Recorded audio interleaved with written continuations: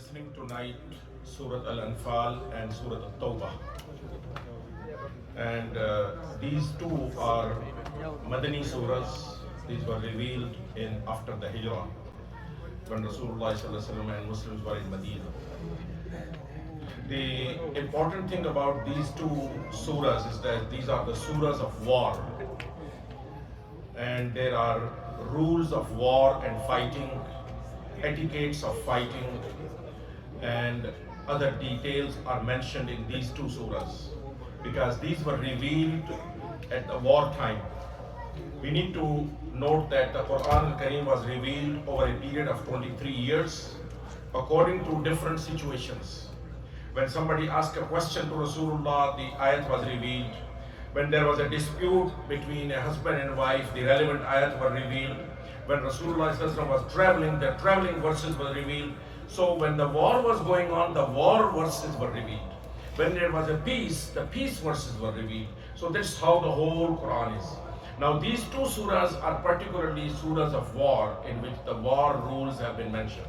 Surah Al-Anfal, it's talk about the battle of the Badr, and Surah Tawbah, which is next to it, is about the battle of Hunain and battle of Tabuk, and some other details have been mentioned. Now, battle of the Badr was the first ever war in Islam, and Allah subhanahu wa ta'ala gave victory to Muslims, and they have a lot of war booty that was collected after that. There was a difference of opinion among the companions because so far there was no rules that who is going to get what. So Allah subhanahu wa ta'ala revealed the very first ayat of Surah Al-Anfal, يَسْأَلُونَكَ عَنِ الْأَنْفَالِ قُلِ الْأَنْفَالُ لِلَّهِ وَالرَّسُولِ. You should not have any argument on it because this mal belongs to Allah and His Rasul, and whatever they like, the way they will distribute it. Because pre-Islamic Arabia, war was a source of income. They used to fight only to make money. And this was a misunderstanding since it was the first war. So Allah subhanahu wa ta'ala made it clear that no, this is not the war to make money. Whatever comes out of it goes to Allah and His Rasul, and it's up to them, whoever they want to give. Since there was an argument, so Allah subhanahu wa ta'ala emphasized, most important thing for you is فَاتَّقُوا اللَّهَ وَأَصْلِحُوا ذَاتَ بَيْنِكُمْ.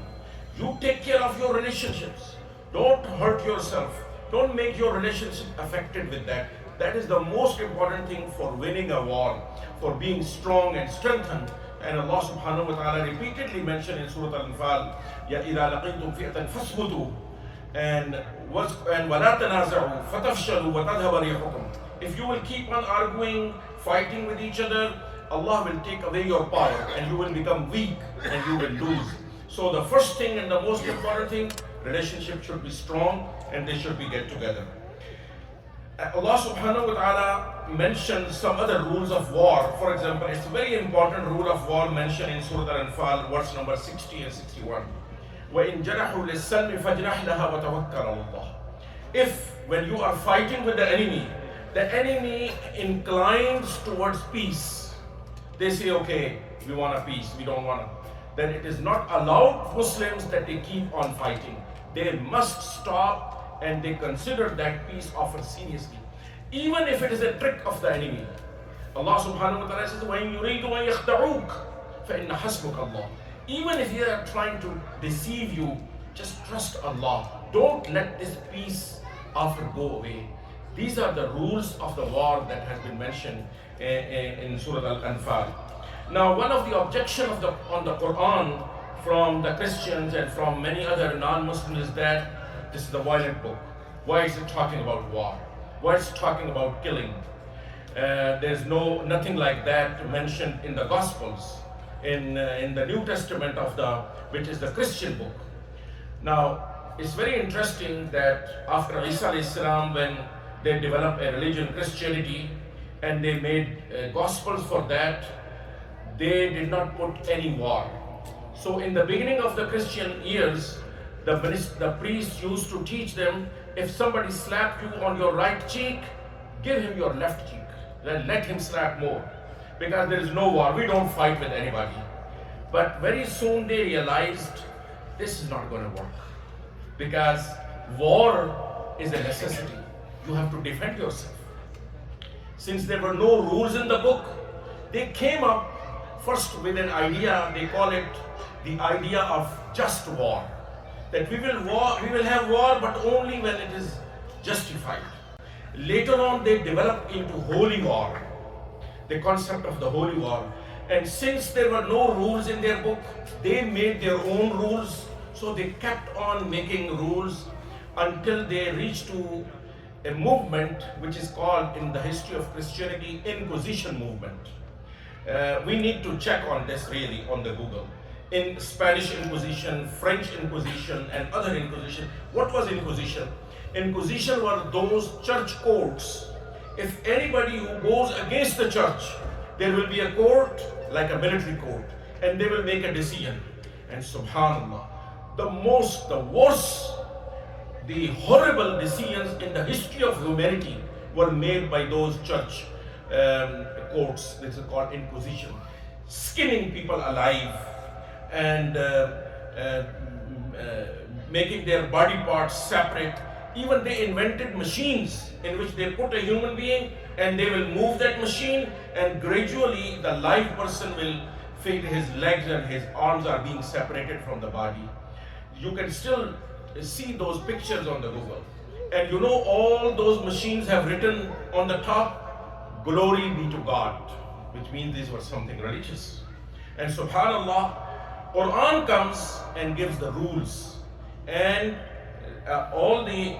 most of the history of the Muslims, and especially in the time of Rasulullah and the Sahaba and the other rulers that they followed the Qur'an, they treated everybody according to the rules of the Qur'an. I was reading a book of a Christian.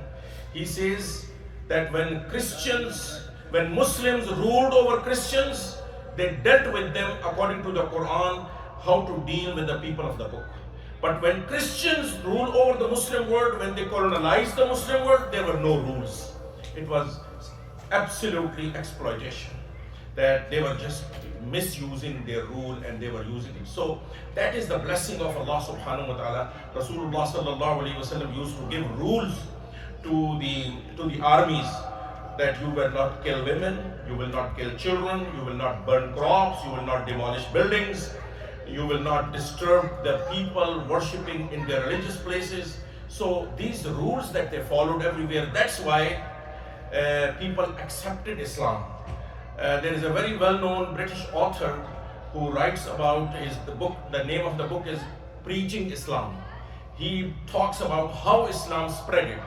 And you know, it's a very interesting point he says. He says the reason for the Muslim expansion was not the Muslims, it was the people that Islam expanded to, because they invited and they welcomed the Muslims because of this justice that they were dealing with. So my brothers, that is why the Quran have the war verses, war surahs, because it gives the principles of the war. Now, a couple of things about the next surah, Surah Al-Tawbah. Two verses of Surah Al-Tawbah are important because these becomes the victim of the criticism. Verse number 5 and verse number 29. Verse number 5 says that فَإِذَا انْسَلَخَ الْأَشْهُرُ الْحُرُمُ فَاقْتُلُوا الْمُشْرِكِينَ حَيْثُ وَجَدتُّمُوهُمْ وَخُذُوهُمْ وَاحْصُرُوهُمْ وَاقْعُدُوا لَهُمْ كُلَّ مَرْصَدٍ. That you know, when the peace agreement of Hudaybiyah was signed, it was violated. Every tribe that has signed peace with the Muslims, they did not violate. Some of them kept the promise, others violated. Those that they violated the peace agreement, it was broken with them, the peace agreement. Rasulullah sallallahu alayhi wa sallam was ordered by Allah subhanahu wa ta'ala that give them 4 months time to think. After 4 months, either they accept Islam or they move out of this area, or if they don't do it, then they will be killed. So this ayat was revealed, فَإِذَا انْسَلَخَ الْأَشْهُرُ الْحُرُمُ. When the 4 months period is over, فَاقْتُلُوا الْمُشْرِكِينَ. Then kill them. حَيْثُ وَجَدتُّمُوهُمْ. Wherever you find them. وَخُذُوهُمْ. Get them. وَاحْصُرُوهُمْ. Surround them. وَاقْعُدُوا لَهُمْ كُلَّ مَرْصَدٍ. Ambush them. So this was as a result. This is not general. you cannot generalize this ayat that Muslims are being taught in the Quran, kill anybody when you find any mushrik. No, this is irrelevant because this is the words of war. It's not the words of peace. And this needs to be understood in the right context. Otherwise, people are coming on the internet, on the TV and talk shows and yelling about quoting this ayat. Look what the Quran is saying. So we Muslims at least need to understand what does this mean. But subhanAllah, still Allah subhanahu wa ta'ala says, even after 4 months, they are still there. They asked you for more time. وَإِنْ أَحَدٌ مِّنَ الْمُشْرِكِينَ اسْتَجَارَكَ, they ask you protection. فَأَجِرْهُ, give them protection. حَتَّى يَسْمَعَ كَلَامَ اللَّهِ, if they stay more with you, they listen to the Islam, to the Quran. ثُمَّ أَبْلِغْهُ مَأْمَنًا, then take them to wherever their protected place is. So there's a lot of wisdom and relaxation in this. The second ayat I want to mention it before I finish is ayat number 29, which becomes a big misuse of this in many books and many, even I have heard recently some talk shows, they were talking about this ayat, that look what this ayat is saying, telling Muslims to kill Christians. This ayat, Allah subhanahu wa ta'ala says, قاتلوا الذين لا يؤمنون بالله ولا باليوم الآخر ولا يحرمون ما حرم الله ورسوله ولا يدينون دين الحق من الذين أوتوا الكتاب حتى يعطوا الجزية عن يد وهم صاغرون. Kill, not kill, fight, قاتلوا الذين, fight those that they don't believe in Allah and the Akhirah, and they don't consider the haram and they don't follow an Rasul from the people of the book until they give jizya and they stay surrendered. What happened that, Roman Empire was a Christian empire, and they were seeing that in their backyard, in the Arabia, a Muslim state is growing up and is being established, and no superpower likes in their backyard another power is growing up. And that's what was happening actually, the fight between Ukraine and Russia, because Russia doesn't want NATO in its neighborhood, in its backyard. That's why what happened in Cuba, because Russia wanted to have their missiles in Cuba, which is the backyard of America, and they don't like it. So Roman empires did not like that in their neighborhood in Medina, a very strong power is growing. They said before they grow and they become strong, we need to eliminate it. So they sent a huge army and they start preparing. And Rasulullah ﷺ got news, and this was like 9th year, like the last year. Rasulullah ﷺ has worked hard for 23 years, made all the Arabia recently become Muslim, everybody together. Now, if the Roman army comes into Medina and attack, the whole thing will be shattered, and all the hard work will be gone. So Rasulullah ﷺ was very much concerned. First time in the history, Rasulullah ﷺ led himself a huge army all the way towards the Syrian border, because he didn't want to fight this war in Medina. He wanted to fight over there in their area. But unfortunately, the time was so difficult. This was the most difficult journey and war, because it was severe hot. The crops of the date was ready to be picked up, which was for the whole year their food. And it was very difficult. People didn't have money, no food. So Rasulullah said, no, we have to go. We cannot let them come to Medina. So they went, all the munafiqeen excused. And the Muslims went about 30,000 in the leadership of Rasulullah sallallahu alaihi wasallam. And the poverty was so much, you will not imagine. Today we make iftar and we have so much food. One date was being distributed into 2 soldiers. That's how they traveled. 10 people had one ride, one camel. This was the condition day. And it was very difficult for them. So Allah subhanahu wa ta'ala especially encouraged them in this ayat, in ayat number 29. قَاتِلُوا الَّذِينَ لَا يُؤْمِنُونَ بِاللَّهِ وَلَا بِالْيَوْمِ الْآخِرِ. Go, fight with them, because this is what they have done until they gave jizya. Now jizya means they stay in the control and they don't try to attack again.